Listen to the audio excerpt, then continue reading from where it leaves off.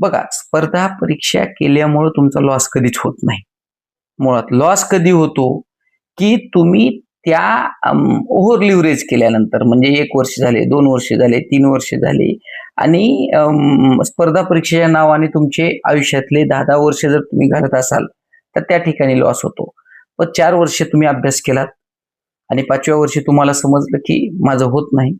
तर स्पर्धा परीक्षेच्याच बाबतीत तुम्ही अनुषंगाने पुस्तकं लिहू शकता अभ्यास झाल्याच्या नंतर, ट्युशन्स घेऊ शकता, क्लासेस घेऊ शकता, कोचिंग करू शकता, टीचिंग करू शकता, वेगवेगळ्या ठिकाणी भाषणं देऊ शकता आणि स्पर्धा परीक्षा ही तुम्हाला प्रत्येक विषयामध्ये पारंगत करत असते.